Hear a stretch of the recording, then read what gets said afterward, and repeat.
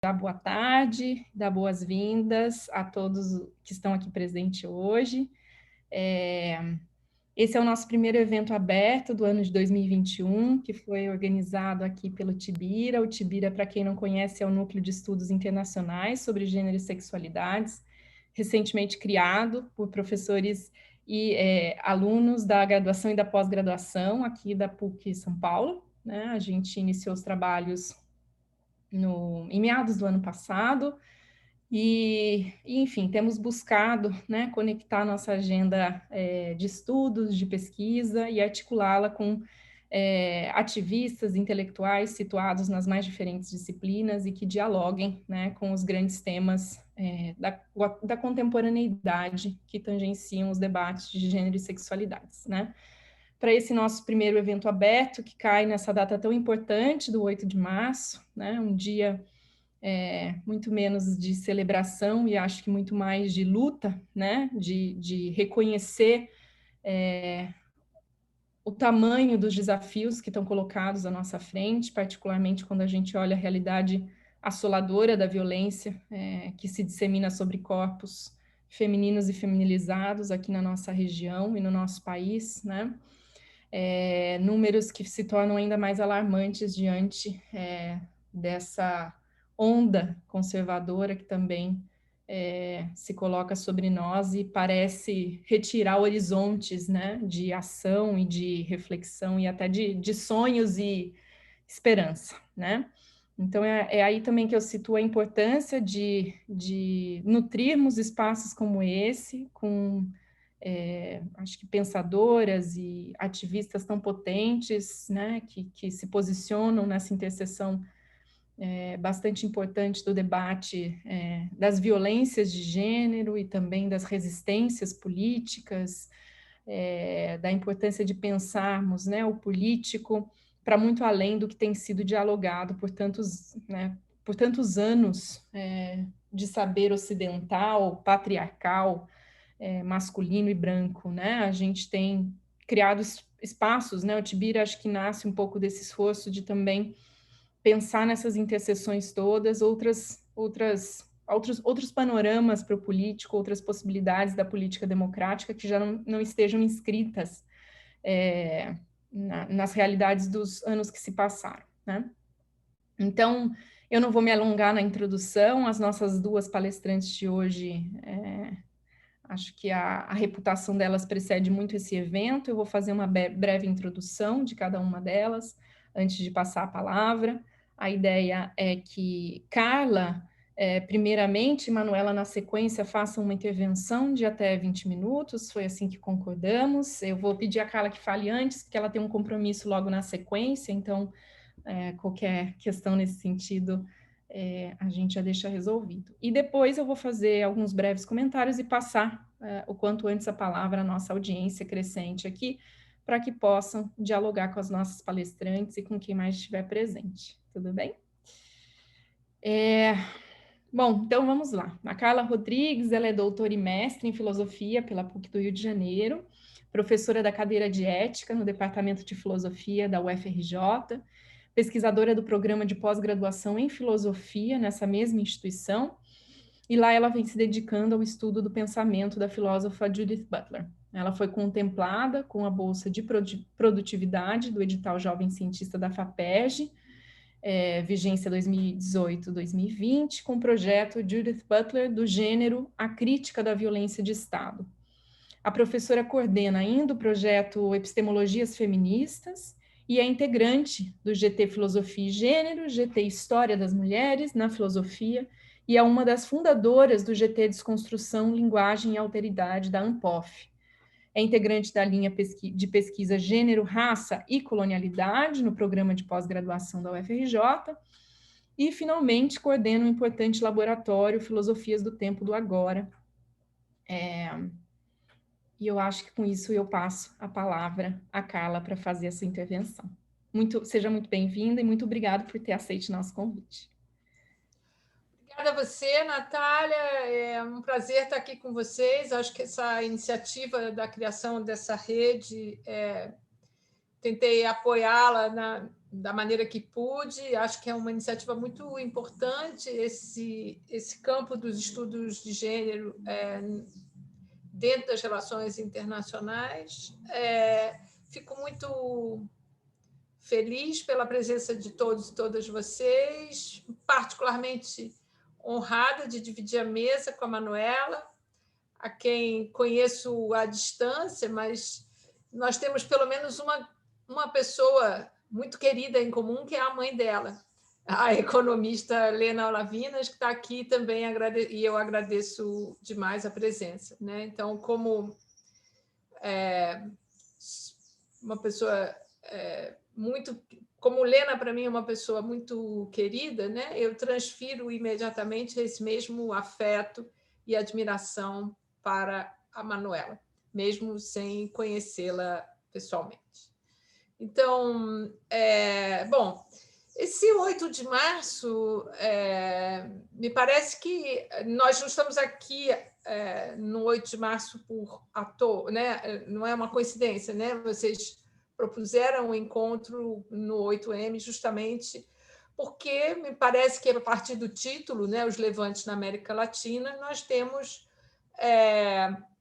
uma forte presença feminista, mas não apenas feminista, uma forte presença de todos aqueles e aquelas que lutam, né, por questões de gênero nas lutas recentes da América Latina. Então, eu decidi, né, gastar o meu tempo aqui para falar sobre esse tema, pegando uma questão que me parece muito fundamental, que é a questão do aborto, como uma questão ético-política. E eu decidi falar do aborto nesse momento em que, todos os dias, nós estamos perdendo aqui no Brasil quase 2.000 pessoas, né? O número mais recente, que até o Intercept está divulgando assim, né, de maneira muito contundente, que é o número máximo de pessoas que já morreu num dia no Brasil, é 1.841 pessoas mortas por Covid-19 em um dia. Então, com esse número, eu gostaria de expressar a minha solidariedade a todas as pessoas que perderam alguém muito próximo e muito querido nesse período tão duro da nossa história como nação, né, e como humanidade. E também queria dedicar essa minha pequena fala à minha amiga querida Cláudia Marcondes, que partiu há uma semana, levada também pela Covid e pelas suas complicações, apesar de todos os esforços da família e dos médicos, né? Uma certa comprovação de que a vulnerabilidade e a precariedade são piores e maiores para pessoas que não têm recursos para se tratar, mas que quando a gente está falando da condição de precariedade do corpo vivente, ela afeta a todos e todas nós, né? E só isso já deveria ser suficiente para que nós pudéssemos nos reconhecer, né, como vidas, né?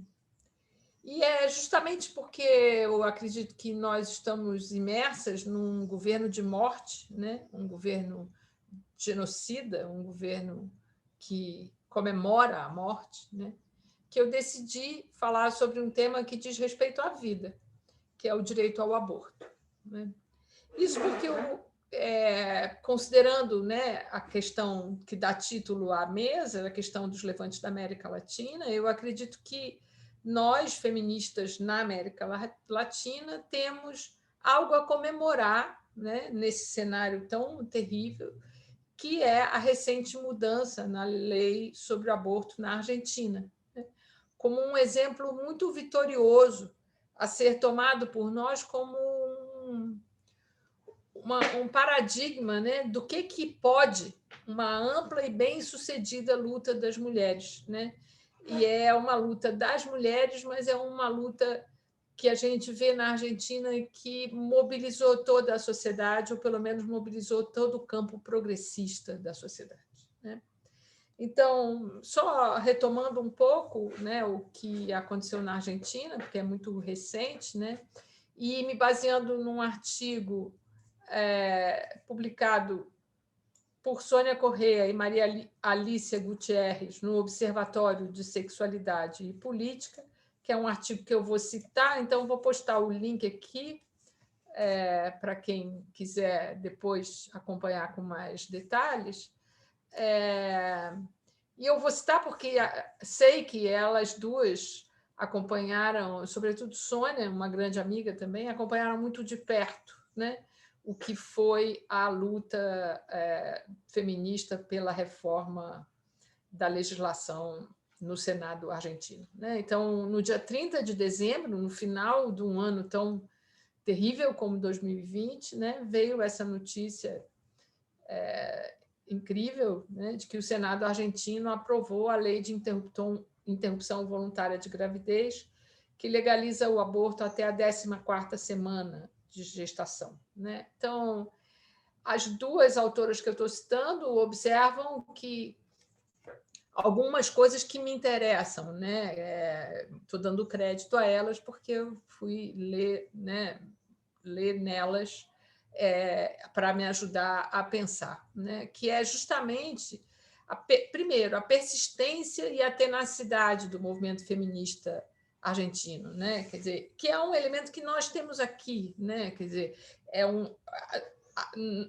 o movimento feminista brasileiro, assim como o argentino, remonta aos primórdios da redemocratização nos anos 80, né?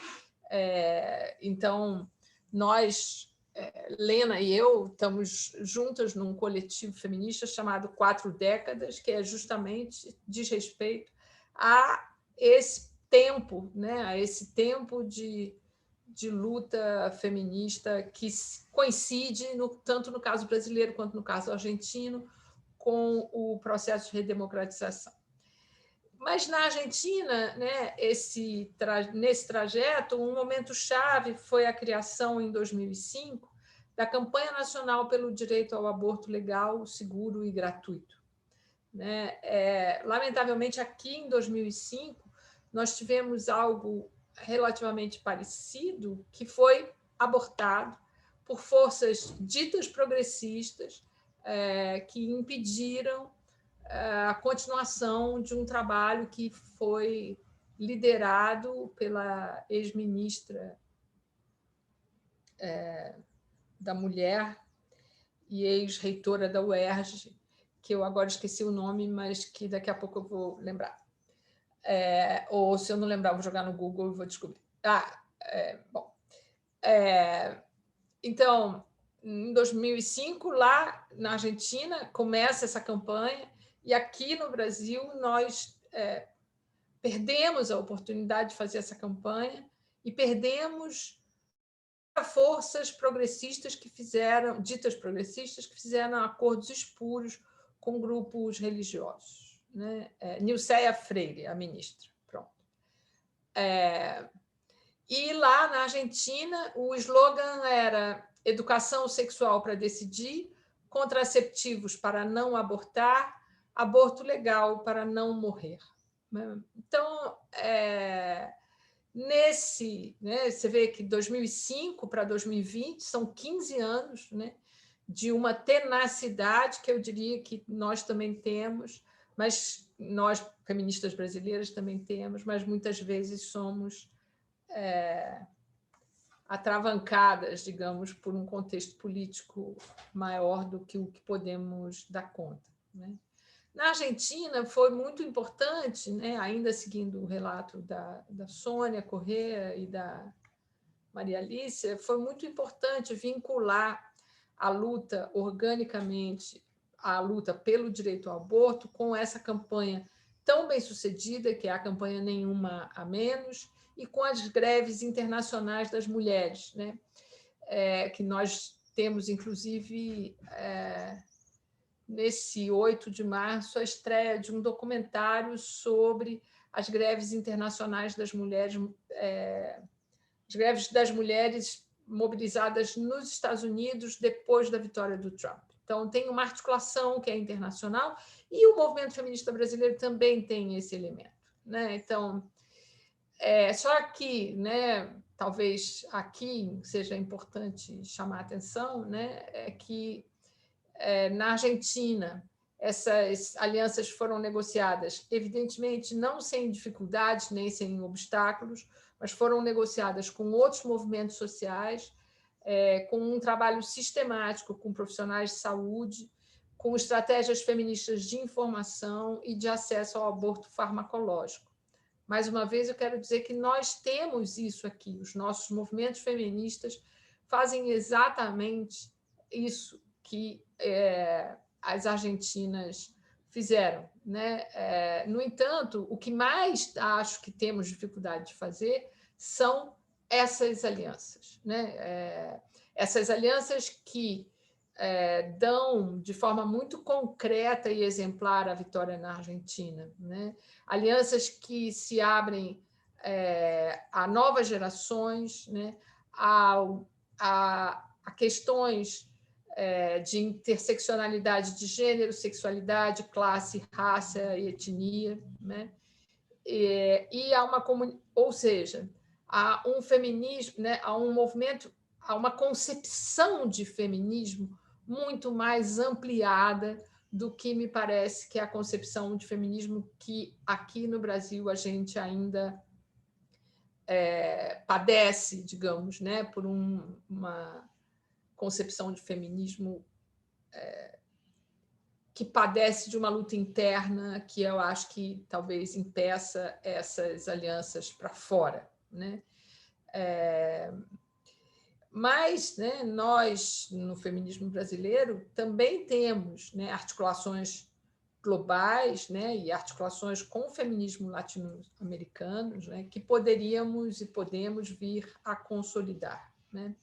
E aí, ainda, né, chamando atenção para alguns elementos da Argentina, eu acho que um elemento fundamental é fazer da aprovação dessa nova lei uma vitória contra as forças conservadoras que repudiam, né, o gênero como um direito, né, repudiam os direitos LGBTQI, né, repudiam os direitos das pessoas trans, né, repudiam os direitos das mulheres, de tal maneira de que o aborto na Argentina, o direito ao aborto na Argentina, e eu acho que é isso que a gente ainda precisa aprender com Las Hermanas, né?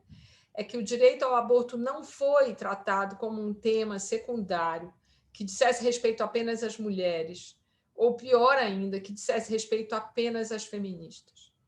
Bem ao contrário, o direito ao aborto foi, antes de tudo, tratado na Argentina como uma questão ético-política para todas as pessoas que buscam viver a vida com alguma margem de liberdade sobre o próprio corpo. Então, nesse sentido, a gente poderia pensar em ampliar, né, o velho conhecido slogan feminista "Nosso corpo nos pertence", né, para pensar quem pode dizer essa frase, né, e quem precisa fazer essa reivindicação, né? Então, essa pequena margem de liberdade, né, que eu estou me referindo, ela é quase ingênua e despretensiosa, né? Porque eu não estou falando de uma liberdade absoluta sobre os nossos corpos, né? Porque nós sabemos o quanto nossos corpos são moldados pela heteronormatividade, e exigir de nós uma liberdade absoluta seria colocar sobre nós, sobre cada uma de nós, um peso de uma responsabilidade individual que não é o caso de fazer, né? Mas, ao contrário, né, de chamar a atenção de que essa pequena margem de liberdade ela só é conquistável, né, num campo coletivo e não no campo individual, né? Então, a reivindicação desse direito a essa pequena parcela de liberdade sobre o próprio corpo é aquilo que eu acho que nos permite afirmar que o direito à vida de um modo ainda mais verdadeiro, porque justamente não se trata de um direito absoluto a qualquer vida, de qualquer modo, né? Mas um direito de viver e de existir, né? Então, é disso que se trata, né? O reconhecimento, né? Então, em outras palavras, quando uma mulher é proibida de fazer um aborto em nome da vida do embrião, ela, a mulher, ela perde o direito de existir enquanto sujeito ético, enquanto sujeito moral. E, a partir daí, ela fica submetida, a sua vida fica submetida ao dogma do direito à vida, no seu sentido absoluto, né? Então, esse impasse, né, esse impasse só existe porque nós, mulheres, ainda não somos de direito entendidas como sujeito moral, né? Capazes de tomar decisões morais, né? Então, por isso também, né, que eu acho que é tão importante destacar na Argentina essas alianças que fortaleceram o movimento, né? Porque cada pessoa que, em função do seu corpo, ocupa uma posição inferiorizada como sujeitos de direitos, sejam as mulheres, os gays, as lésbicas, as trans, ou mesmo os homens, né? Pelo menos os homens que sabem que têm um corpo e que esse corpo não é imortal, né? Cada pessoa que ocupa essa posição de opressão pôde se beneficiar da decisão do Senado argentino e da aprovação da legalização do aborto, né? Mesmo pessoas, eventualmente, como homens gays, que não engravidem, né? Mas que se beneficiam da conquista dessa pequena parcela de liberdade sobre o próprio corpo, né? Então, é uma vitória da vida, num momento em que nós estamos afundando em número de mortos. Mas é, sobretudo, uma vitória das feministas sobre os conservadores, uma vitória do amplo espectro da esquerda contra a violência de morte da extrema-direita, né? Por isso que me parece que, nesse 8 de março, a luta da Argentina é tão importante para nós no Brasil, né? E eu não tenho competência para me referir aos outros contextos de países da América Latina. Acredito que a Manuela possa fazer isso melhor, muito melhor do que eu, né? Eu apenas queria concluir dizendo que eu acredito que é importante chamar a atenção não apenas para o resultado, né? Para todos esses resultados né, para o resultado da luta, né? Para o resultado da conquista na Argentina, mas, sobretudo, chamar a atenção para o fato de que nós temos muito a aprender com o método de luta, né?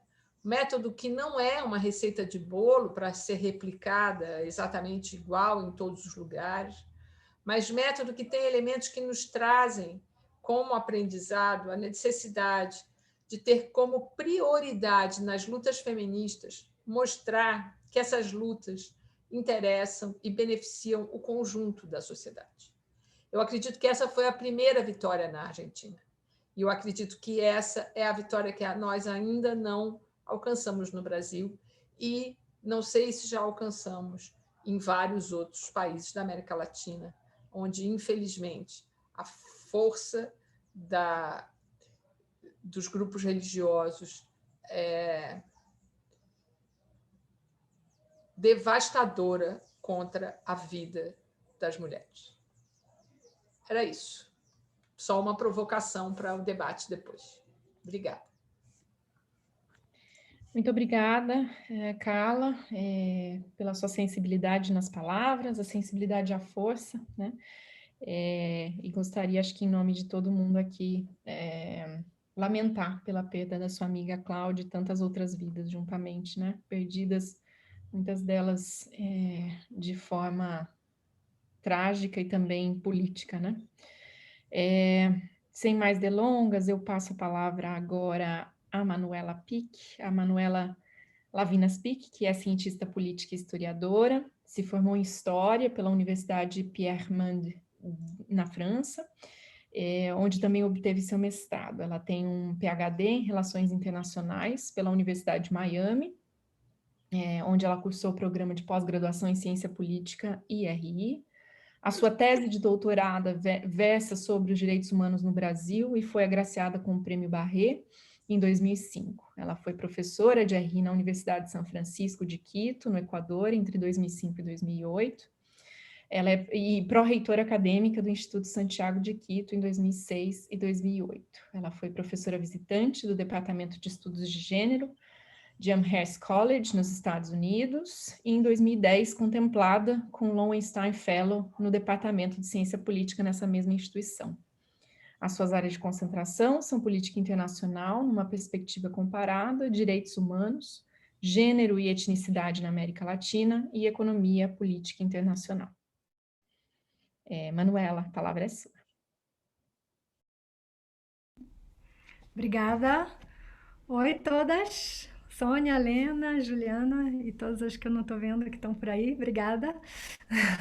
É um prazer estar aqui e ao mesmo tempo, já que Tibira significa gay em Tupinambá, é uma pena que não temos vozes e corpos indígenas e queer para falar no meu lugar. Eu espero que da próxima eu esteja só assistindo. Vou build no que a Carla estava dizendo, tanto sobre as alianças nas nossas reivindicações feministas, quanto esse método de luta, né? Existem mulheres, desculpa o portunhol, existem mulheres que são proibidas de fazer o aborto, né? De ter livre determinação sobre o seu corpo.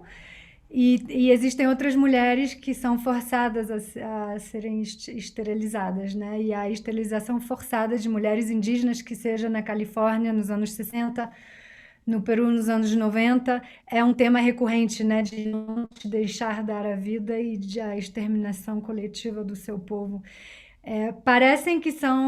Pode parecer de longe que são políticas reprodutivas opostas, mas na verdade é o mesmo tema de não ter livre determinação, autodeterminação sobre os nossos corpos. E aí vem todo o tema da metodologia, das alianças e do processo nessas lutas feministas, que às vezes são opostas, ou parecem opostas, né? Lutar pelo aborto ou lutar contra a esterilização, umas querem parir, outras não querem parir.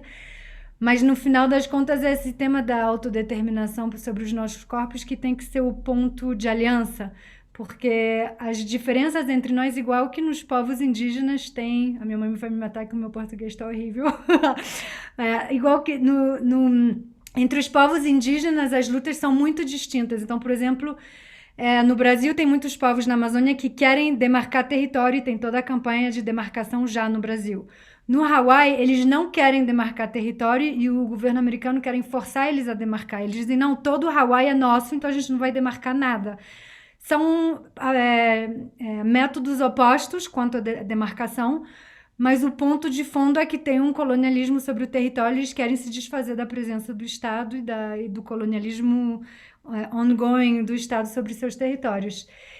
E talvez o chamado, eu estou trazendo, claro, as perspectivas indígenas, porque é onde eu vivo nos Andes e com quem eu estou e onde eu aprendi muito, mas também porque a gente não pode pensar, a Aura Cumes, que é uma intelectual maia cactiquel da Guatemala, publicou recentemente uma entrevista sobre isso, a gente não pode pensar o colonialismo sem o patriarcado, da mesma maneira que a gente não pode pensar o patriarcado sem o racismo colonial.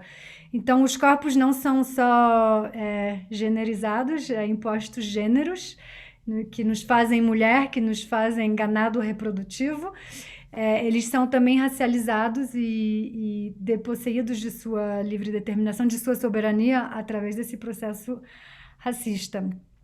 Então, qual é a similitude e a diferença das lutas das mulheres indígenas, que não são as mesmas, dependendo dos territórios, obviamente, nem entre elas, nem com os movimentos feministas, mas sempre é uma luta pela autodeterminação. E o que marca, talvez, a diferença é o conceito de território, que é muito sobre o corpo, no feminismo, eu vou dizer tradicional, mas talvez eu esteja equivocada nessa definição, mas o feminismo com o qual eu cresci em casa com a Lena e de Sônia e de todas essas feministas que me ensinaram a caminhar e a pensar, é muito baseado no corpo, né? E uma liberação do corpo, uma emancipação do corpo, apesar de ter também no mercado laboral, de trabalho, etc., participação política. Mas as mulheres indígenas têm um conceito dessas lutas que é muito mais amplo no território e talvez nas famílias, nas relações que temos entre corpos, diremos. E o corpo é o nosso primeiro território e deveríamos tentar juntar mais essas lutas. As mulheres indígenas, quando as suas lutas que não são chamadas feministas, mas que são feministas, são principalmente anti-extrativistas. Que seja a Sônia Guajajara no Brasil, ou a Angelina Aspoa no Guatemala, ou a Nina Gualinga aqui no Equador, sempre é uma luta contra o extrativismo. E, na verdade, o extrativismo, uma das suas primeiras definições, atuações, marcas, é a violência de gênero. A gente pode voltar para Silvia Federici, né, e todas as caças contra as bruxas, quando teve o encercamento dos espaços comuns, né, da Inglaterra do século XVI, XV, ou a gente pode vir hoje em dia quando tem essas mineiras ou petroleiras que se apropriam espaços comuns, destroem rios, montanhas, territórios e comunidades inteiras. E aí tem várias camadas, né? Tem a camada mais óbvia de violência contra a mulher, porque a mulher vai ser as meninas indígenas em particular são as primeiras vítimas quando vêm acampamentos de homens para as petroleiras, porque tem muito estupro, muita violência sexual, aumento de SIDA de 600% quando chega uma petroleira na Amazônia. Então tem uma explosão de violência sexual, diríamos. Tem a violência da contaminação, porque as mulheres são as que ficam a cargo, alguns homens são integrados nessa economia mercantilista, financeira, monetária, e as mulheres ficam para trás fazendo o trabalho não pago, e são elas que estão a cargo de dar de comer, de encontrar água, e mais a água é poluída, contaminada, menos tem água, mais tem que ir longe, e elas reproduzem, nesse intento de reproduzir vida, elas acabam reproduzindo morte pela contaminação. Se a gente pensar na Alasca, no Ártico, que é lindo, limpo, natureza, é super contaminado, igual que a Amazônia, e o leite materno das mulheres inuits em algumas zonas tem 600% mais contaminação do que o FDA autoriza dentro do sangue, de mercúrio e coisas assim. Então, elas dão de amamentar aos filhos e estão contaminando os filhos, né, de mercúrio. E é uma máquina de morte o extrativismo. Mas, além disso, dessas coisas mais imediatas, diríamos, de violência de gênero, tem o despojo, que eu não sei como se fala em português, mas esta noção de despojo do sujeito, do que a Carla dizia, né? Porque as mulheres são deposseídas como sujeito, elas viram natureza, os povos viram natureza, e as mulheres em particular viram natureza, igual que o rio, que é comodificado, que é objetificado, as mulheres também são, e viram essa natureza barata que é infinita e que é mão de obra e corpos a serem vendidos e apropriados, né? Então, nesse processo de várias formas de violência contra as mulheres, no final das contas, quando elas lutam contra o extrativismo, elas estão lutando, uma luta política para recuperar a soberania sobre o território, né, e sobre os nossos corpos, os seus corpos. E eu ainda vejo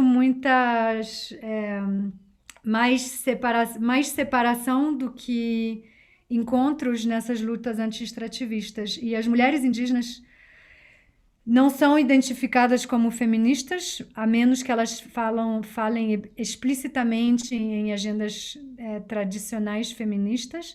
E eu acho que, como movimentos feministas, a gente tem que integrar mais essa noção do anti-extrativismo como uma comodificação da vida e do corpo feminino como parte dessa produção de vida. As mulheres, como os rios, são comodificados para o mercado, para a economia capitalista. E a gente tem que tentar criar mais pontes entre as lutas chamadas feministas e as lutas chamadas anti-extrativistas, porque no final das contas estamos sempre nesse despojo de livre determinação, de autodeterminação sobre territórios corporais ou políticos territoriais. E eu vou deixar isso de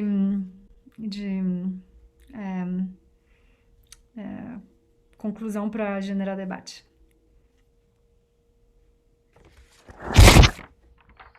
Obrigada, Manuela, pelas suas considerações muito relevantes, principalmente nesse contexto, né, dessa colonialidade latino-americana, e o quão fundamental tem sido, né, reclamar no campo dos debates feministas todas essas outras agendas, né, que por muito tempo se viu como separadas, né, como distintas, e que eu acho que cada vez mais a gente pensar esses levantes feministas contemporâneos têm sido trazidas, né, para dentro do mesmo debate, né, absolutamente fundamental. Eu vou apenas, acho que, salientar algumas questões fundamentais da fala de vocês, antes de abrir para o restante da plateia, dos presentes aqui hoje, né? Dentro das questões que me chamaram a atenção na fala das duas, né, que dialogam bastante com minha própria pesquisa em torno desses levantes feministas, né? Eu tenho tentado pensar já há algum tempo o papel que o corpo, né, esse que está presente nas nossas falas o tempo inteiro, de que forma ele tem se tornado cada vez mais um espaço de rearticulação, né, do político e da política. Eu acho que é aí que é o espaço de rearticulação dos feminismos mais contemporâneos, né? O corpo que antes, né, por muito tempo, eu acho que foi a violência ao corpo feminino, né, que foi por tanto tempo tratada de forma ordinária, de forma banal, né, como questão de violência pessoal, né, questão na velha história do briga de marido e mulher, ninguém mete a colher, né, essa privatização das relações familiares, como se elas estivessem esvaziadas de política, né. Pela primeira vez, a gente tem assistido, eu acho, que o corpo aparecer nessa arena política como espaço de ressignificação, né, das nossas práticas políticas, simbólicas, nossa própria gramática do político, né, como a gente tem tentado refletir, né. E é sintomático, né, que as grandes bandeiras de articulação desses múltiplos feminismos têm sido justamente a ideia do nenhum a menos, né? Nenhuma de nós a menos, nenhum dos nossos corpos a menos, né? As corporealidades estão em voga nas suas mais variadas possibilidades, né? E é aí que essa indicação da Manuela, né, de que o corpo seja entendido como território, né? O corpo que foi negado nos nossos modos de produzir saber, de produzir política, né? Um corpo que foi negado em prol de uma suposta subjetividade única e totalizante, né? Ele precisa ser reclamado, e ele tem sido reclamado, né? Não no seu caráter ordinário, mas no seu caráter excepcional, no seu caráter de um corpo singular, único, com as suas particularidades, com suas posicionalidades, suas possibilidades de intervenção e de experimentação também únicas, né? Então, me somo às duas falas de hoje para nos lembrar, né, da importância dessa gramática do corpo, de repensarmos, né, esse espaço nosso, tão nosso, né, onde estão abrigadas todas as nossas experiências, como um espaço dentro do qual e a partir do qual as nossas possibilidades de solidariedade, de vinculação, de reconstrução estão sendo e podem ser reconstruídas, né?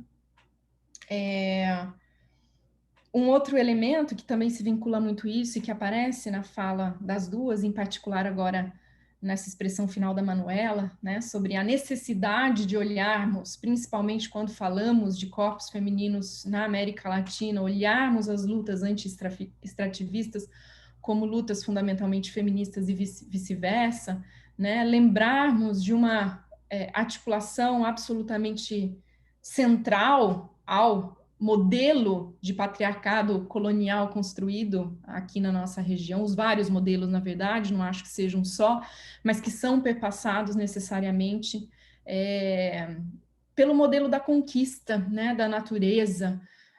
Se a gente vai dar atenção aos estudos das sexualidades, né, nos mais variados territórios que tiveram modelos de colonização, a gente vai ver exatamente isso, né, que a naturalização das populações locais, dos corpos locais, foi o processo necessário para justificar a sua conquista, e para justificar a sua conquista não como algo ruim, mas para justificar a sua conquista como algo necessário, né? Porque não é possível construir uma civilização que não seja a partir né, da manipulação dessa natureza, e esse equacionamento, né, da tomada dos corpos, das subjetividades locais com a tomada da natureza, a natureza vista aí como algo passivo, né? A natureza como algo à disposição nossa, estão muito entrelaçados, né? Então, também me somo à fala de vocês para justamente chamar a atenção de que também entendo que não podemos pensar em levantes feministas, em qualquer resposta feminista aos imensos desafios que a gente enfrenta nas mais variadas arenas, né? Agora que já estamos, em alguma medida, frente a frente com muitas das nossas derrotas, se muito conquistamos no campo legislativo, no campo legal, no campo cívico, por outro lado, a gente viu claramente que essas vitórias legais não se traduzem em efetivamente nosso posicionamento e o nosso reconhecimento, como a Carla dizia, como sujeitos morais, né? Então, na nossa percepção, talvez tardia, dessa lacuna, né, entre as conquistas no âmbito dos direitos e efetivamente o nosso reconhecimento enquanto sujeitos morais, né, permanece essa necessidade, né, de atrelar as lutas nesse campo do chamado feminismo a necessariamente todas as outras lutas que têm tentado salientar, né, essa objetificação da natureza, esse tratamento que a gente traz com relação a tudo que é visto como passivo e natural, e que nos traz a essa tragédia devastadora que é a chamada pandemia do Covid-19. Né, uma tragédia. Eu escrevia ontem mesmo um editorial para uma edição especial da revista FJP, onde eu trabalho, né? A gente fazia um editorial para uma edição especial sobre saúde global de gênero, né? E no contexto da Covid-19, a gente refletia exatamente sobre isso, né? Será que a pandemia é uma pandemia de um vírus ou é a pandemia que emerge justamente dessas profundas desigualdades, desse profundo equívoco histórico que acumulamos com relação ao tratamento daquilo que chamamos de natureza, né? Dessa potência de vida, para retomar a fala da Carla, né? Essa potência de vida, vocês estamos só aqui falando de vida, que é a nossa relação com a natureza. Então, acho que sempre fundamental, né? Quando falamos de caminhos para rearticulação e de articulação contra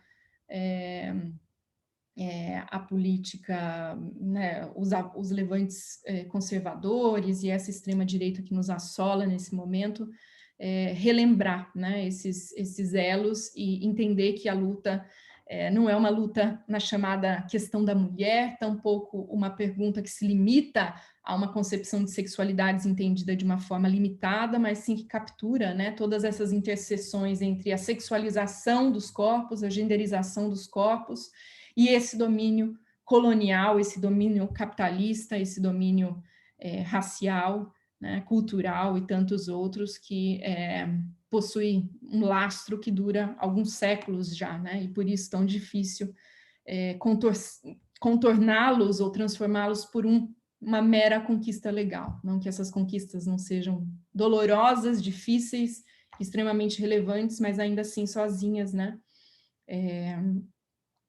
tão incapazes de transformar.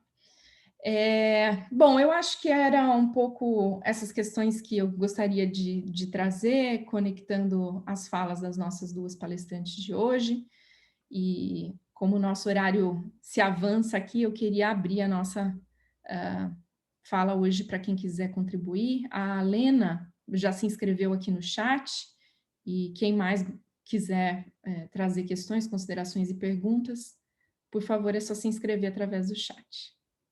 Lena, por favor. Obrigada, boa noite. Estão me ouvindo? Então, primeiro eu queria parabenizar o Tibira e a Natália por essa iniciativa, todos vocês que são ligados. Eu não conhecia o Tibira, e a gente se dá conta, né, da multiplicidade de espaços de reflexão original, nova, integrado, que trabalha mais do que a questão da intersexualidade. Isso que eu acho que a Carla apontou como sendo os direitos éticos políticos, né? Disso que se trata, isso tem uma dimensão fundamental e que é uma dimensão que é bastante pisada, não é? Ocultada, esmagada entre nós. E é isso que faz com que esse clamor pelas individualidades seja tão importante, porque, no fundo, é a nossa individualidade que é negada na medida em que esses direitos éticos políticos, que o nosso sujeito moral é contestado, né? Então, enfim, eu queria parabenizar vocês e eu queria aproveitar, então, e fazer uma questão. A Carla falou da questão, apontou essa vitória que ela vê justamente no caso das argentinas, desde 2005, e que se deu assentado em alianças. Elas foram capazes de produzir alianças onde a questão do aborto deixa de ser uma questão das mulheres, ou menos ainda das feministas, e passa a ser uma questão do conjunto da sociedade. E eu acho que é também essa leitura que informa, desde os anos 70, né? Final dos anos 60 na Inglaterra, anos 70, a legislação favorável à descriminalização do aborto em vários países europeus. E eu queria, então, que a Manuela talvez nos explicasse o que aconteceu recentemente nessas eleições no Equador, onde o que foi celebrado na imprensa internacional, em vários estudiosos equatorianos, inclusive quando a gente lê o último artigo da Nancy Fraser, na New Left Review, que saiu semana passada, ela está escrevendo um livro, né, que ela chama de Capitalismo Canibal, e ela publicou um dos artigos, um dos capítulos desse livro na New Left Review, que é a história do ecossocialismo. E como é que ela define o ecossocialismo? Justamente como essa nova aliança de que falava a Carla, que talvez a gente não pense assim no caso da Argentina, mas que é uma aliança que traz a juventude, que traz os movimentos indígenas, que traz as mulheres, as feministas, essa pluralidade com esse reconhecimento, né, dessas individualidades, desses sujeitos morais.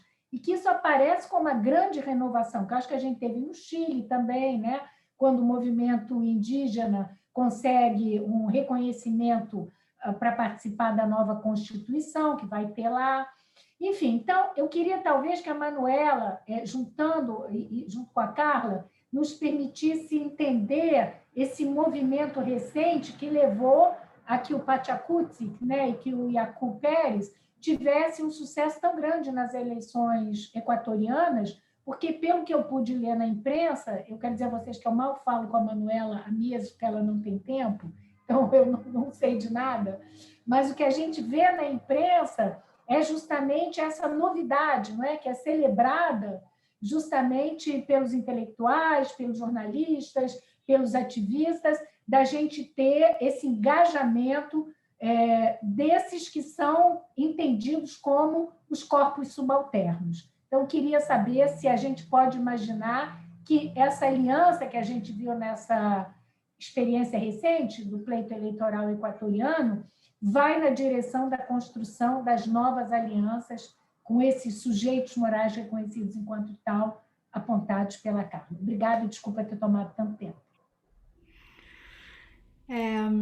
Depois daqui eu vou para o Tribunal Contencioso Eleitoral. Acho que assim, tem uma aliança, tem o que a gente terminou chamando terceiro caminho, terceira via, por falta de uma palavra melhor aqui, é que no contexto equatoriano, eu vou falar disso, e aí, Carla, você pode build up em outras direções, a gente tem um legado de a gente estar numa eleição onde tem duas esquerdas e uma direita. A direita tradicional, banqueira, conservadora, Opus Dei, anti-aborto, obviamente, mas também anti-índio, anti-pobre, pro-FMI, enfim. E as duas esquerdas são a esquerda bolivariana, que é a do Chávez, a do Evo Morales, que é muito extrativista e muito autoritária, e a esquerda, que talvez o Yacu representa agora, mas que é uma esquerda, eu acho que ele está levando essa esquerda ao mundo eleitoral, mas a Berta Cáceres, que foi assassinada acho que 5 anos agora, acho que essa semana de fato, estava também embodying, estava personificando, que é um caminho dos povos, das mulheres, dos jovens, mas que é um caminho da livre determinação e que é muito diverso por definição e nos quais não estamos tanto de acordo. Então, o Pachakutik lidera esse processo, mas se o Pachakutik, que é o Partido Indígena no Equador, que foi criado em 96, se é uma força democratizante, e sempre foi, os movimentos indígenas sempre foram no Equador,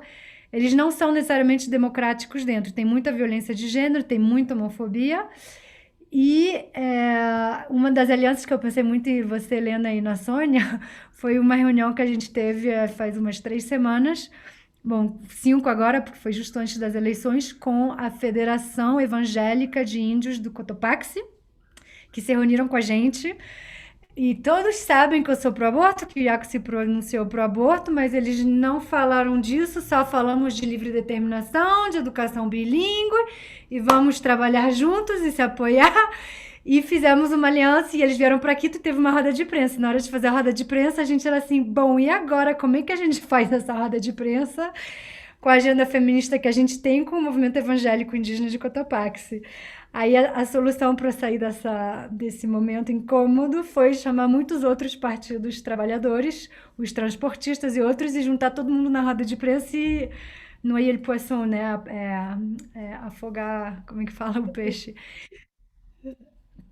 Mas não é isso para dizer que as partes são várias, são os jovens, são os ecologistas, mas, por exemplo, o movimento Yasunidos, que foi muito famoso no Equador por defender o Parque Yasuni lá na Amazônia, eles nenhuma vez se levantaram em apoio ao Iaco.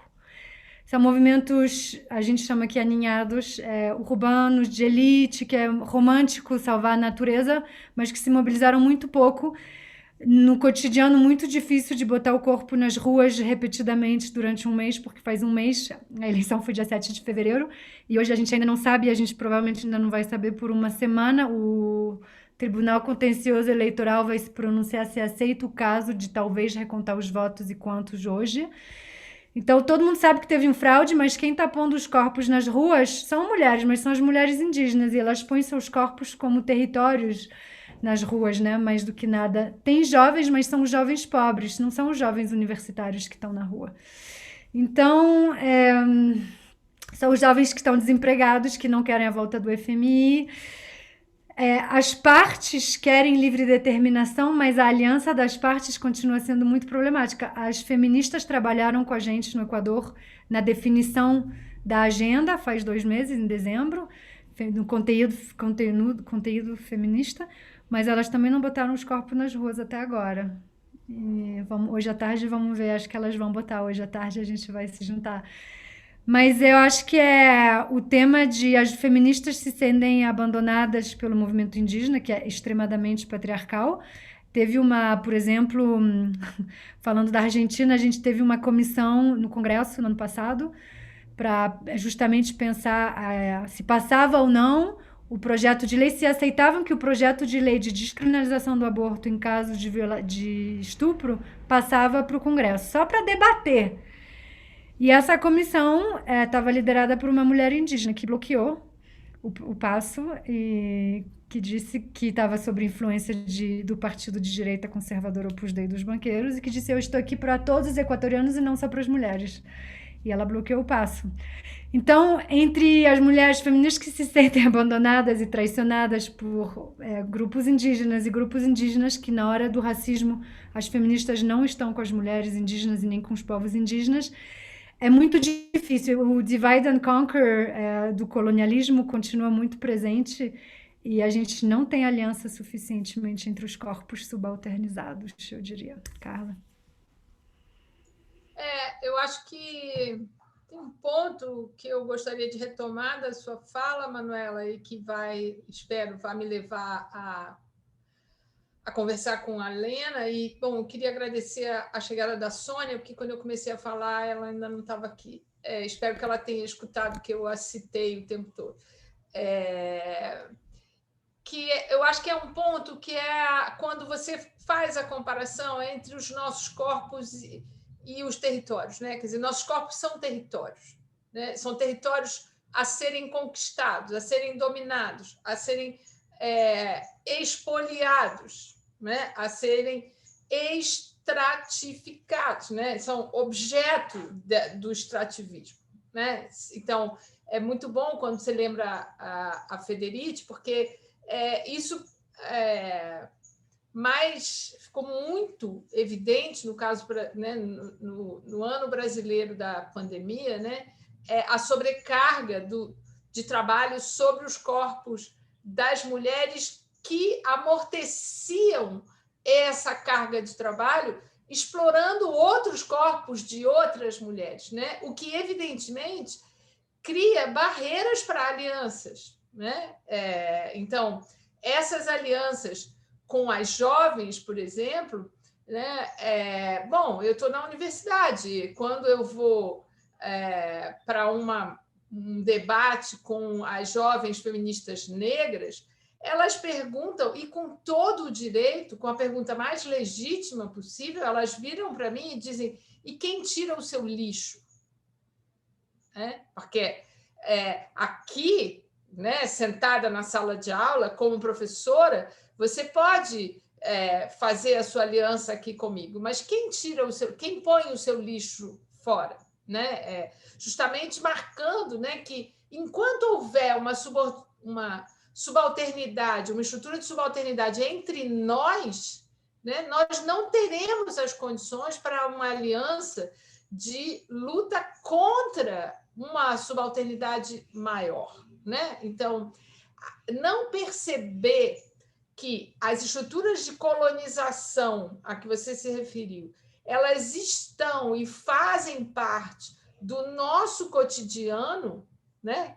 Nós somos colonizadas, mas somos colonizadoras de outras pessoas, de outros corpos, e subalternizamos outras vidas, né? Enquanto a gente não sair desse impasse, enquanto a gente não puder responder de maneira digna e decente a uma jovem negra que entrou pela primeira vez, foi a primeira jovem da família a entrar na universidade, numa história em que a mãe foi empregada doméstica, a avó foi empregada doméstica e a bisavó foi escrava, enquanto a gente não puder responder quem tira o seu lixo, né? Enquanto a resposta para essa pergunta for quem tira o meu lixo é uma mulher negra explorada, não tem aliança possível, né? Porque a estrutura de colonização dos corpos se reproduz entre nós, né?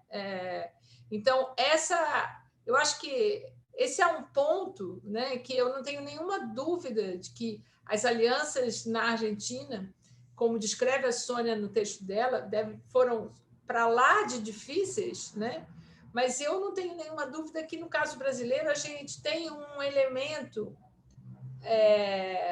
a mais. E veja, eu estou falando das mulheres negras porque eu acho que essa questão que você se refere, né, da discussão sobre o direito ao aborto e o direito à maternidade, no caso brasileiro, o direito à maternidade das mulheres negras é sistematicamente retirado, né? Tá aí o Vinícius Santiago com uma tese de doutorado lindíssima sobre isso, né? Sobre as mulheres negras, mães negras que perdem seus filhos assassinados pela polícia, né? Então, a gente vive esse problema também, né? De quem tem direito ao aborto e quem não tem direito a ter os seus filhos, né? Esse impasse também acontece aqui. Tem outra roupagem, tem roupagens diferentes também. O Brasil é um país continental, portanto, tem roupagens diferentes em regiões diferentes, né? Mas me parece que o que nós talvez ainda não conseguimos enfrentar de maneira minimamente digna e decente entre nós, né, feministas, é o fato de que nós também estabelecemos hierarquias de opressão, né? Quer dizer, nós também produzimos opressão em relação a outros corpos, que subordinamos a corpos de mulheres com mais direitos, né? Então, quando a gente vai para toda a literatura sobre colonialidade do poder, né, sei lá, Maria Lugones, Maria Luísa Femenias, enfim, Rita Segato, quando a gente vai para toda a literatura feminista sobre colonialidade do poder, o que a gente vai encontrar é justamente o impasse do problema da mulher branca, né? Porque ela não é nem o homem branco poderoso, nem a mulher negra ou indígena escravizada. Ela é aquela que permite que o homem branco se torne expropriador, né? Então, ela também participa, ela é expropriada, mas ela também participa da expropriação dos outros povos, né? Então, enquanto a gente não enfrentar isso de maneira séria, no sentido de nos desalienar dessa condição, né? De uma condição que é uma condição de opressão, né? Eu acho que não tem aliança possível, né? Porque a aliança passa necessariamente por a gente reconhecer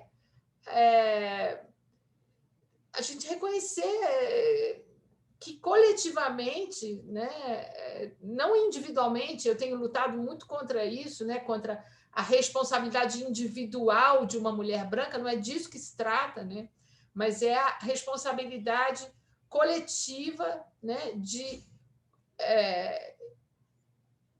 grupos, né, de forças de poder que tiveram e têm ainda oportunidades que não necessariamente estão disponíveis para outros grupos, né? Então, eu não sei, a Lena citou a Fraser, eu tenho uma divergência com a Fraser, com a Nancy Fraser, mas é uma divergência é um ponto percentual a minha divergência com ela, porque ela publicou um manifesto feminista para os 99%, né, e dizendo que, então, aquele 1%, né, das mulheres brancas liberais nos Estados Unidos que já tinham conquistado tudo, né, que aquilo, né, precisava ser estendido às outras 99%.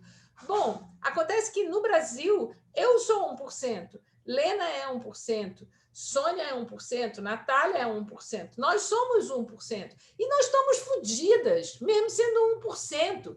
Ninguém me respeita na minha universidade, em nenhum espaço de poder, em nenhum espaço político. Então, não é feminismo para os 99%, Fraser, é para 100%. Porque ainda aquelas que chegaram a 1%, no contexto brasileiro, e acredito que no contexto latino-americano, então é um ponto percentual só a minha diferença com a Fraser, mas é um ponto percentual que me parece necessário de distinguir em relação ao contexto estadunidense, entende? Quer dizer, o contexto latino-americano é que nem quem é 1% pode-se dizer imune à opressão, né? Pode ser menos oprimida do que outras, mas não pode se dizer imune à opressão. Bom, eu me perdi completamente das perguntas e vou parar por aqui, tá? Porque, enfim.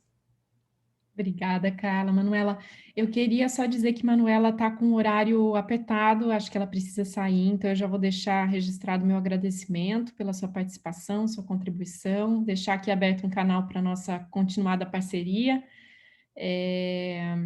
enfim, e convidar os demais. A gente vai lá botar os corpos nas ruas para abrir as urnas. Completamente, com certeza. Eu só queria convidar os demais que quiserem permanecer por mais alguns minutos. A gente tem duas perguntas aqui no chat, né? Duas pessoas interessadas em fazer pergunta aqui no chat. Se a Carla não se opuser, a gente continua aqui batendo um papo com tanta gente a contribuir. Tudo bem, eu vou me perder de novo, mas qualquer coisa eu peço ajuda, né? Tem tanta gente aqui que pode responder pergunta, né? Eu posso. Com certeza. Acho que a Natália colocou primeiro o nome dela aqui. Natália Monteiro. Isso que eu ia dizer. Natália, para mim, já é você. Bom, tá. Oi, Natália. Oi. Então, boa tarde. Primeiro, agradecer. Realmente foi uma mesa muito emblemática, né? Acho que a ausência da gente não poder ocupar as ruas hoje é muito simbólica, assim, principalmente nesse momento em que, em 2020, a gente pôde estar nas ruas, em 2021, a gente realmente não ter uma mobilização, fazer uma marcha, enfim. É estranho, mas o importante é a gente continuar ocupando esses espaços, né? E trazendo essas perspectivas de gênero, enfim. Eu acho que primeiro era uma observação em torno da fala da Manuela, mas pensar que existe uma necessidade muito urgente da gente descolonizar o nosso saber, né? E principalmente as relações internacionais no Brasil. E eu, principalmente enquanto estudante de relações internacionais, eu sempre penso que é um compromisso da nossa profissão tentar transformar a sociedade, né? Em torno dos nossos estados, enfim, e da sociedade internacional como um todo.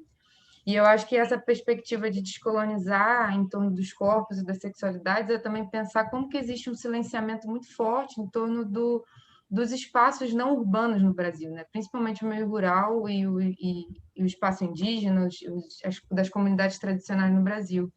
E não há muita pesquisa sendo produzida desde o momento em que a gente vê uma onda muito grande de megaprojetos ocupando esses espaços, devastando essas comunidades e principalmente oprimindo esses corpos de uma forma não só violenta por meio do assassinato de muitas resistências no campo, nas comunidades tradicionais, como também esse apagamento dos corpos simbólicos, né, por meio da destruição da natureza, enfim.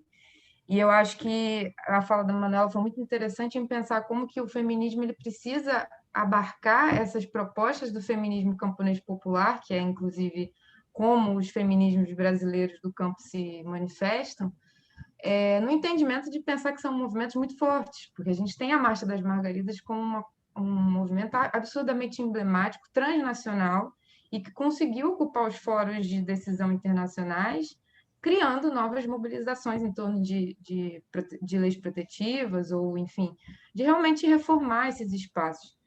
E, enfim, acho que é sempre importante para mim falar isso em todos os espaços que eu vou, porque, além de ser minha pesquisa, eu acho que é parte do meu movimento feminista trazer essas outras feministas comigo, né? Então, enfim. E acho que pensando nisso, né, no 8 de março, nesse contexto de pandemia, e eu faço essa pergunta para quem quiser responder, mas, enfim, a minha reflexão ultimamente vem sendo pensar como que a gente faz política e como que a gente faz uma resistência democrática em um contexto onde a gente não pode ocupar as ruas, porque a chave do movimento feminista, por muito tempo, foi o fortalecimento das marchas nas ruas, né? São as greves, a gente teve a destruição dos laboratórios das sementes transgênicas no Sul, como um movimento muito emblemático de resistência, e, enfim, acho que agora, não só porque acho que eu sou muito nova, eu não estive na rua tanto tempo, não estudei tanto, mas pensar como que a gente vai fazer política nesse contexto onde as políticas antigênero estão realmente nos oprimindo em termos não só de sobrevivência nas ruas dessas mulheres que são muito mais invisíveis, né? Como a Morant fala, existem essas duplas, triplas, quartas camadas de invisibilidade dentro da subalternidade. E, enfim, como que a gente faz política? E eu acho que eu deixo essa pergunta, inclusive, para a Sônia, que eu tive o prazer de assistir a apresentação do relatório sobre as políticas antigênero na América Latina. Enfim, acho que contar com essa experiência de quem já esteve antes na luta, né? Assim, qual é a nossa alternativa? O que podemos fazer enquanto coletividade, enquanto pesquisadores também? Sei que ninguém tem uma resposta certa, mas é importante a gente também se apegar na esperança, né? Nessas possíveis sementes que a gente pode colocar. Enfim, obrigada, gente. Desculpa me estender. A pergunta de $1 milhão, né? Muito obrigada, Natália. Se a gente puder coletar as outras duas perguntas que estão aqui, e depois a gente faz uma rodada. E eu queria... Até porque a pergunta da Natália não tem resposta, né? Alguém sabe? Se alguém souber, eu cedo a vez, né? Como é que a gente vai fazer, né? É claro que há algo a dizer, né? Mas não a dizer como fazer, né? Como fazer. Essa é a pergunta, né? Não é mais o que fazer, mas é como fazer, né? Antes de passar a palavra, eu queria só registrar nosso agradecimento e honra à presença da Sônia aqui conosco também hoje, né? Essa figura tão ilustre aí na nossa trajetória feminista brasileira e latino-americana, né? Ficamos todos aqui pasmos e fazendo comentários no chat pessoal. Estamos com Sônia Correia, então muito felizes com a sua presença e, por favor, some-se ao nosso debate, com certeza. A Irina, ela pediu desculpas por estar sem o microfone hoje, mas ela quis adicionar a pergunta, né? Além do colonialismo, a objetificação dos corpos indígenas e o extrativismo, o que mais diferencia o feminismo latino-americano do europeu? As demandas são diferentes? Se sim, então como podemos fazer uma luta que tenha a identidade das mulheres latinas? Essa é a nossa segunda pergunta, e a Alana também queria. Aí, se a gente puder ouvir a Alana e a gente faz uma rodada de respostas, pode ser? Eu posso pedir ajuda para a Sônia, para ela falar também? Deve. Então, tá bom. Alana, você pode falar? Boa noite a Boa noite. todas e todos. Meu nome é Alana Larra, sou travesti, ativista LGBT+, moro em Belém do Pará. Primeiro, parabenizar pelo lindo evento nesse Dia Internacional das Mulheres, dia este que tem como marco histórico lembrar de todas as mulheres que também foram brutalmente assassinadas, tiveram suas vidas cefadas por esse sistema que nos oprime diariamente e as diversas lutas. Eu queria trazer um debate muito importante para a gente pensar e, no final, vou pedir uma ajuda de vocês. Mas, assim, primeiro dizer a importância de falar sobre o feminismo. E é mais importante também a gente falar assim, o feminismo hoje ele inclui mulheres travestis e transexuais? O feminismo hoje, no âmbito internacional, ele respeita a diversidade de mulheres que existem? O feminismo só serve para aquelas mulheres colocadas pelo sistema tipo, de ter peito e vagina, né? E a gente precisa falar isso porque, infelizmente, ainda existem mulheres que não nos respeitam como mulheres, que não respeitam a nossa identidade de gênero, e que também reforçam a transfobia, e que também reforçam a exclusão dos nossos corpos, e que também reforçam que a gente não esteja na empregabilidade, não esteja na educação, não esteja no judiciário e nos poderes de decisão. A gente precisa pensar qual é o feminismo que está sendo construído hoje para esse país. Qual é o feminismo que hoje está sendo construído para esse mundo? Porque nós, mulheres travestis e transexuais, não somos inimigas de mulheres cis. Muito pelo contrário, nós somos aliadas da luta. Muito mais do que aliadas, a gente precisa estar juntas e unidas contra um sistema que nos oprime de diversas formas em suas diversas pautas, em suas diversas causas. Precisamos entender que o feminismo é necessário para todas as mulheres em sua mais complexa diversidade. Precisamos garantir o respeito nessa diversidade de mulheres que existem. Precisamos garantir que todas as mulheres possam ter voz, possam ter lugar de fala. Independente da nossa identidade de gênero, porque nós somos mulheres. Nós merecemos ser respeitadas. Vocês imaginam que mulheres trans e travestis sempre tiveram vulnerabilidade, e com a pandemia isso fica muito mais pior.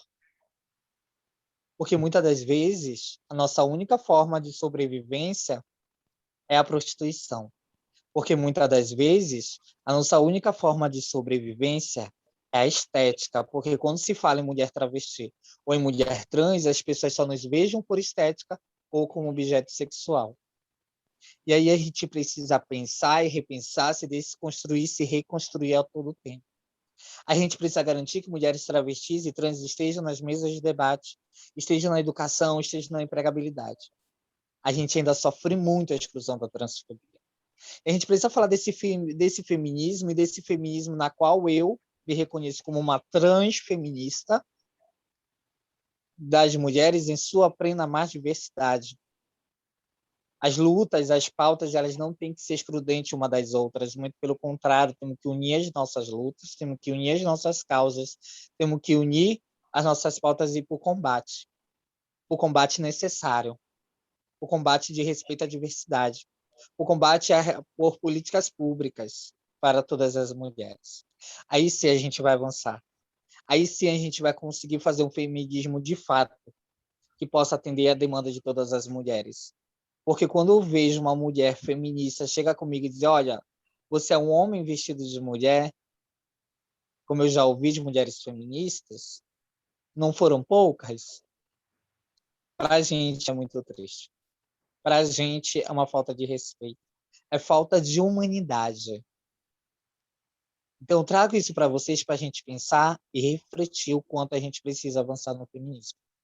O quanto é necessário, professora Natália, a gente garantir o respeito a todas as mulheres em sua mais complexa diversidade. E a segunda coisa que eu quero pedir para vocês aqui, tem muitas pessoas aqui, desculpem, porque não sei se seria o local ideal, mas eu vou pedir. Eu moro sozinha, sou desempregada, tenho que pagar meu aluguel daqui a pouco, não consegui o dinheiro, e se vocês pudessem me ajudar com qualquer valor para conseguir levar o valor que falta, que está faltando 250, para me pagar meu aluguel, eu fico muito agradecida. Vou deixar o meu WhatsApp aí no chat disponível para quem quiser me ajudar com qualquer valor. E desde já, muito obrigado e que possamos juntas continuar lutando e garantindo o respeito. Bom, Lana, eu não poderia concordar mais com você e com tudo que você disse. Eu acho que um dos grandes retrocessos no campo feminista é justamente a afirmação de que existem mulheres originais de fábrica, né? Que, na verdade, nos leva de volta a um essencialismo na natureza e no corpo, contra o qual nós tanto lutamos. Mas, embora eu concorde completamente com tudo que você diz, eu preferia passar a palavra para a Sônia, porque é uma pessoa, não só enfim, por ela ser quem ela é, mas porque é uma pessoa que está muito mais próxima do que eu do feminismo trans e das questões das pessoas trans. Então, eu acho que é um momento mais adequado impossível para passar a palavra a ela. Obrigada, Carla. Não sei se eu estou com som, Tônia. Muito obrigada, Carla. É um prazer estar com vocês hoje aqui. Eu cheguei um pouquinho atrasada, porque tinha uma consulta médica. Foi muito legal assistir o debate, embora eu tenha perdido uma parte do que a Carla trouxe. Eu teria alguns comentários a fazer sobre as intervenções da Carla e da Manuela, mas eu vou, basicamente, aqui tentar dialogar com a Lana, né, e com a pergunta sobre como fazer política, né? E quero começar com a Lana. Lana, muito obrigada pela sua intervenção, porque, como disse a Carla, esse é um tema candente, né, do momento do campo feminista, né? Eu tenho dito em várias conversas que a nova fronteira de batalha, o novo campo de batalha das políticas antigênero, né, que é o tema que eu tenho estudado de maneira quase obsessiva nos últimos 3 anos, lamentavelmente, o novo campo de batalha é o campo de batalha das feministas contra o gênero, ou seja, de um setor de vozes feministas que atacam o conceito de gênero por sua instabilidade, sua plasticidade, nos mesmos termos que o fazem as forças antigênero do neoconservadorismo religioso, do ultraneoliberalismo, né, que tem lá na sua raiz uma tradição moral avessa, né, à ideia de demandas que alteram o destino humano, né, nos termos, eu estou falando lá nos termos dos primeiros autores do neoliberalismo. Então, é lamentável, mas isso é hoje um campo de batalha. No Brasil, ele não está tão intenso e tão conflagrado como em outros lugares, mas, por exemplo, hoje na Espanha é um conflito permanente, uma polarização absoluta no campo feminista, em torno da nova lei de identidade de gênero sendo proposta pelo Partido Socialista, né, espanhol, e com apoio do Podemos, que é outra força de esquerda, atacado veementemente pela extrema-direita, que é o Vox, e com um grupo de vozes feministas, com pessoas muito conhecidas, como a Amélia Cárcel, que é uma filósofa, e outras vozes do campo feminista, que se dizem marxistas materialistas, e que dizem que o conceito de gênero e a lei trans que tenta se aprovar na Espanha é um borrador das mulheres, porque a identidade das mulheres está marcada, calcada, ancorada na diferença biológica, né? O que criou uma cena que a gente precisa discutir. Essa semana, uma força próxima, né, ao Vox, que é uma ONG de direita que se chama Achoir, fez agora para o 8 de março, fez uma campanha na internet dizendo: sejam bem-vindas, feministas do PSOE, do Partido Socialista, ao reino da biologia, porque eles são os que desde sempre têm defendido a diferença sexual biológica como fundamento da natureza humana, né, que não pode ser alterado. Então, esse é um debate que precisa ser feito, ele é um debate urgente, Lana, e é muito importante que você tenha trazido, porque, além de uma resistência que, de fato, existe, eu acho que hoje muito menos do que no passado, no campo feminista, né, há um diálogo mais sistemático com as mulheres trans, também com os homens trans, né? É uma tensão e uma dificuldade antiga. Eu, ao longo dos anos, tenho promovido vários diálogos para facilitar essa conversação. Além dessa resistência, hoje a gente tem, de fato, uma corrente feminista, né? Ou várias correntes feministas que se posicionam radicalmente contra a existência, para retomar alguma coisa que a Carla disse, né? Quer dizer, o direito de existir, né? O direito de viver, a liberdade do ser, né? E há correntes feministas que se posicionam contra. Eu ouvi feministas antitrans fazerem uma afirmação absolutamente absurda de que as mulheres trans não existem, que elas são uma invenção do capitalismo heteropatriarcal, que converte homens e mulheres para que esses corpos sejam explorados sexualmente.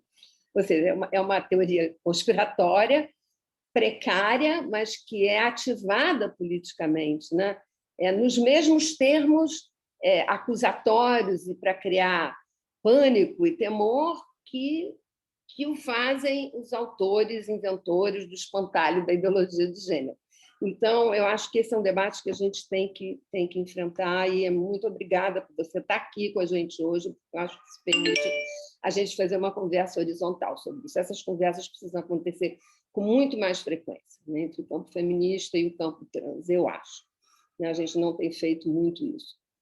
E queria lembrar que, já que houve um debate sobre a reforma legal do aborto na Argentina, uma das coisas mais significativas da reforma legal do aborto na Argentina é exatamente que a comunidade trans participou intensamente da campanha, das conversas no parlamento, tá certo?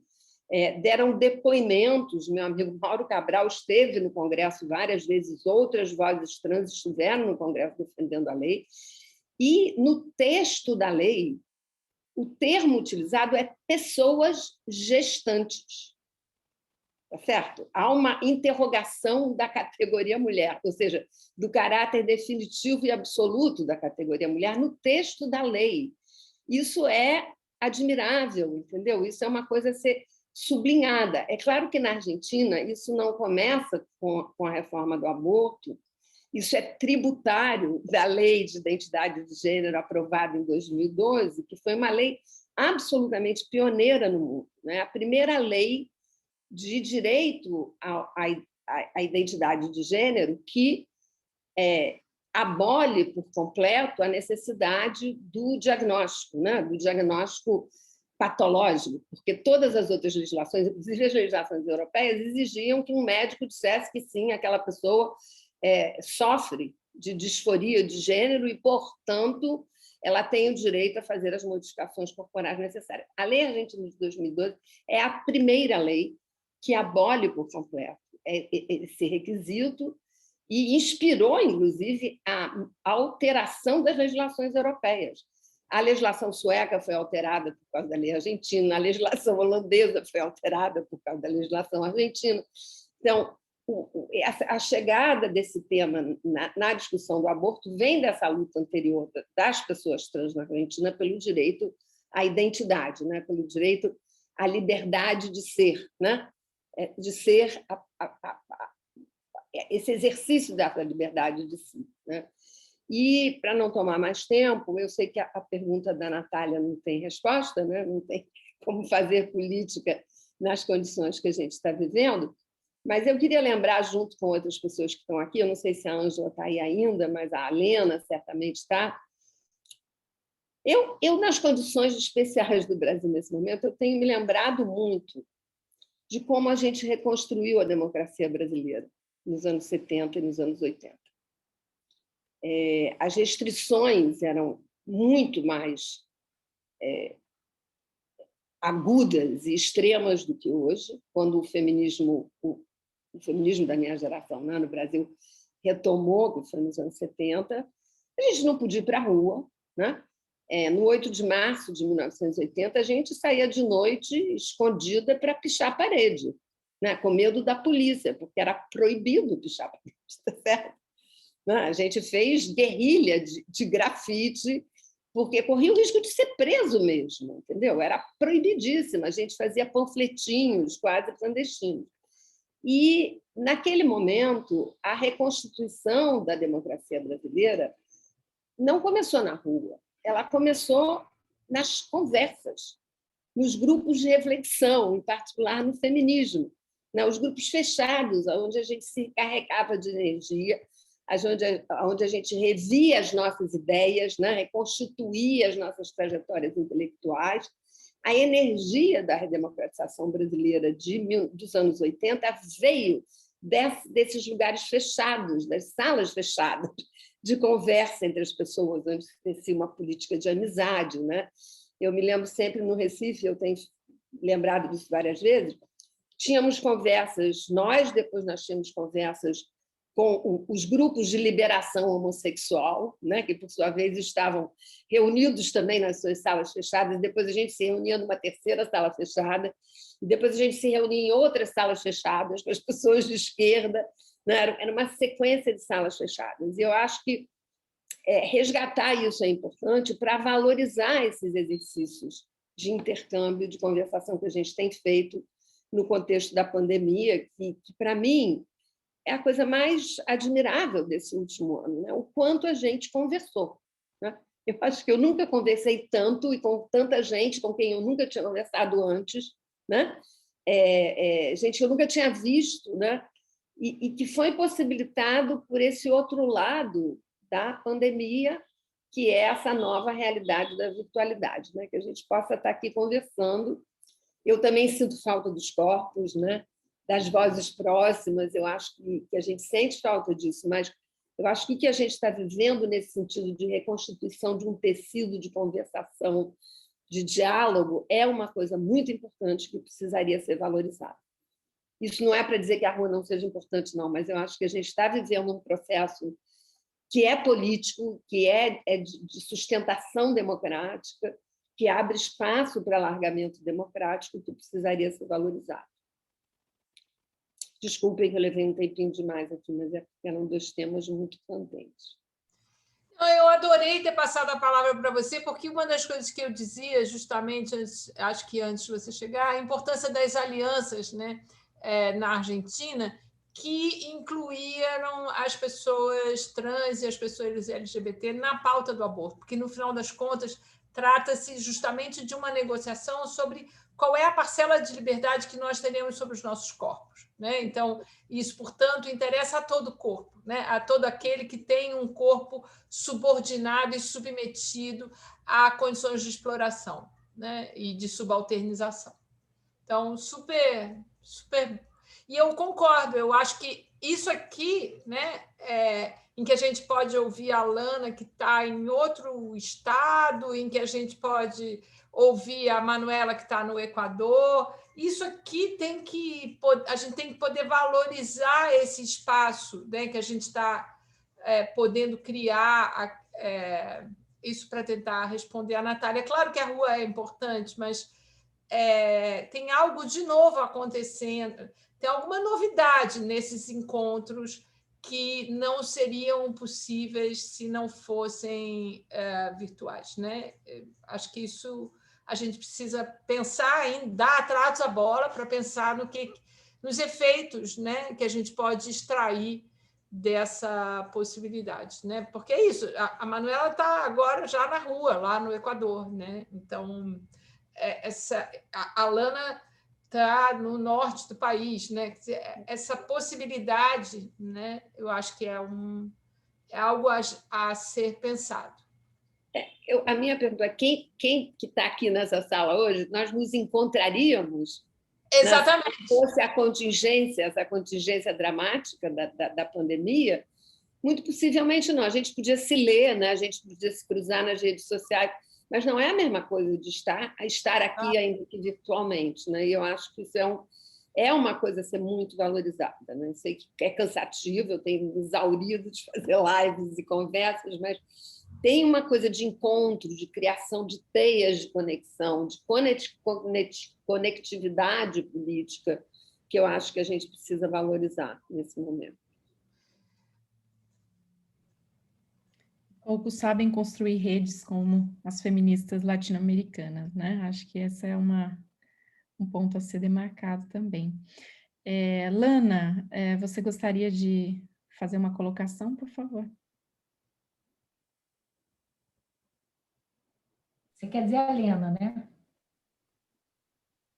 Eu achei que fosse a Lana, desculpa, eu li errado. Não, nenhum problema. Lena, me perdoe, sim, é a Lena, eu li errado. Eu agradeço, Natália, se me passar a palavra de novo. Eu queria só resgatar duas coisas que são muito importantes e falar do ponto de vista estratégico. Eu acho que nós temos um grande desafio pela frente. Primeiro, eu queria voltar para a Natália Monteiro e dizer que, num quadro de total retrocesso da reforma agrária, as mulheres trabalhadoras rurais margaridas estão na rua. O primeiro seminário que eu organizei quando eu voltei para o Brasil, que as meninas eram pequenininhas, foi o Seminário das Mulheres Trabalhadoras Rurais, foi em 1985, lá atrás, né? E foi muito importante porque, com a participação delas, a gente pôde levar propostas para redesenhar a Carta Magna, né? A questão das mulheres terem direito à propriedade da terra, que antes era uma coisa compartilhada, a aposentadoria rural. Foi um movimento de mulheres pela sua força na agricultura que fez com que a gente pudesse levar propostas para lá, e propostas que juntavam o pessoal da reforma agrária, o pessoal feminista, o pessoal que estava interessado em discutir outros direitos. Enfim, então, a partir das experiências, né, da militância em algumas frentes, a gente criou unidade do ponto de vista da definição do desenho da nossa Constituição. E não é que todo mundo se falasse, mas dentro de cada fórum a gente passou a negociar direitos, né? Isso deu realmente uma... E hoje em dia eu vejo o movimento das Margaridas, todo ano, marchas enormes, trazem as indígenas. É uma força que muitas vezes o pessoal aqui da cidade, inclusive o movimento de mulheres negras, não consegue atinar para isso, né? A força do movimento, a sua estruturação, né? Enfim, que é uma coisa fantástica. E aí eu queria voltar para uma coisa que disse a Sônia, o processo político de sustentação da democracia. Eu acho que a gente tem um grande desafio pela frente. De um lado, combater e enfrentar a direita, essa direita conservadora, reacionária, tudo isso que a gente já sabe. Mas não é só isso. É que nós tivemos muitos retrocessos dentro da esquerda. A esquerda não nos deixou avançar na questão dos direitos reprodutivos, né, enquanto no poder. A coisa começou no meados dos anos 2000, houve um enorme retrocesso na gestão da presidente Dilma Rousseff, com uma grande liderança que tínhamos no Ministério dos Direitos da Mulher, que era a ministra Leonora Minicucci, não é? Que é uma pessoa bissexual, e de repente a gente não podia falar de aborto aqui no Brasil, porque as alianças políticas não permitiam que a gente fosse discutir essas questões. Então, eu acho que o grande desafio que nós temos nesse momento, e nós temos que pensar nele, é como é que para 2022 e adiante, como é que vamos abrir um diálogo com quem dentro da esquerda e em cima de que pautas e que agendas, porque eu vou dizer para vocês, não vai ser fácil, vai ser muito difícil, porque a questão democrática, a questão, enfim, de vencer este governo, como já foi dito, genocida, reacionário, blá, blá, blá, eu temo que isso se faça sacrificando a pauta das mulheres, que são aquelas que, apesar da pandemia, e eu fiquei encantada hoje, porque tem poucas coisas que fazem a gente ficar encantada, né? Mas quando a gente vê hoje no Rio de Janeiro, aí eu vou tirar uma casquinha aqui de carioca, né? Onde as mulheres no Rio de Janeiro colocaram inúmeras faixas em todo o Rio de Janeiro contra esse governo genocida, pedindo vacina, pedindo direito de descriminalização do aborto, falando todas essas coisas, o movimento de mulheres ele é capaz de atuar e de ter impacto, entendeu? Apesar da pandemia, e é isso que a gente está fazendo aqui. Agora, não vamos ter ilusões. Vai ser muito difícil a gente colocar a nossa pauta, as nossas bandeiras, na sua diversidade, com tudo aquilo que colocou também a Lana, nos próximos 2 anos. Não vai ser fácil. Então, nós temos que ter uma estratégia. Nós temos que pensar como é que vamos dialogar, não só para fora, para dentro do feminismo, mas para dentro do campo progressista. Acho que isso é uma coisa muito importante e eu vou dizer para vocês, certamente não será fácil. Primeiro que tem uma dimensão de muito ressentimento nessa esquerda fragmentada, né? Isso, a esquerda é muito fragmentada, os ressentimentos são muito grandes, a disputa hegemônica, que é uma coisa que o feminismo não conhece, já está colocada, não é? Então, eu quero dizer para vocês, como é que nós vamos ter capacidade de fazer o que disse a Sônia, uma política de sustentação da democracia que, portanto, não pode se fazer sem os direitos das mulheres e sem as suas pautas. Então, acho que a gente tem que pensar nisso e talvez a experiência latino-americana seja alguma coisa que nós temos que trazer dos diferentes experimentos, Uruguai, Argentina, o que se passa no Equador. Eu estava assistindo coisas hoje, né? E, se não me engano, não sei se é El Salvador ou se foi em Honduras, porque a gente recebe tanta coisa da Sônia que eu não tenho capacidade enfim, de gerir e de registrar. Mas, assim, as mulheres foram para a rua com as suas demandas. E é aí que a gente vê que a coisa que parecia muito apenas digamos assim, das sociedades latino-americanas, a coisa decolonial, a coisa do racismo, você vê o Macron na França hoje, ele tem que dizer que não tem racismo na França, quando todo mundo vai para a rua dizer que tem racismo.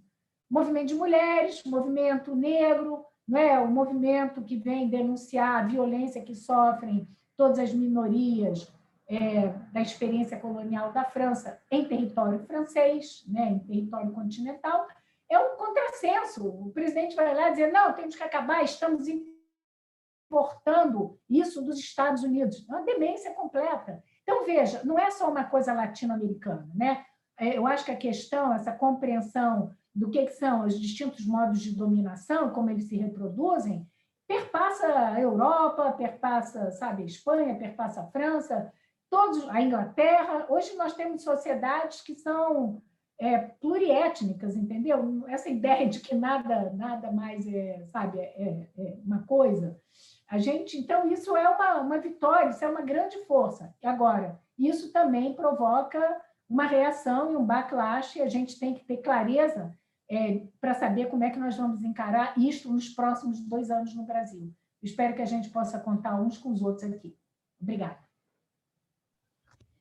Muito obrigada, Lena. Eu quero, então, aproveitar esses últimos minutos, né, agradecer muito a intervenção de todos que estão aqui presentes, particularmente Carla, Manuela. A Carla está conosco, mas já está se despedindo, que ela tem um outro evento agora, às 19 horas.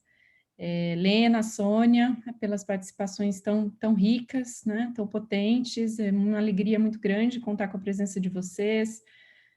Vamos ter outros eventos no futuro, espero que vocês voltem a estar com a gente. Agradecer a todos os presentes aqui hoje, deixar aqui registrado, a Júlia deixou uma última pergunta, sugestão, acho que várias perguntas sobre América Latina, e eu vou aproveitar o momento para fazer a divulgação de um outro trabalho que a gente desenvolve numa outra frente. A Lara, que deve estar aqui comigo, nos ouve, o blog Errante, que é um blog criado por alguns colegas também muito comprometidos com esse deslocamento das agendas e que traz uma aba de percursos bibliográficos, justamente para que a gente compartilhe com outras gerações, em outros espaços, bibliografias importantes que possam mobilizar essas agendas além dos espaços institucionais acadêmicos, né? E há um percurso lá feito por uma colega nossa, Tchela Mazo, sobre feminismos latino-americanos, indígenas, decoloniais. Para quem tiver interesse, eu deixo aqui o link, prestigiem.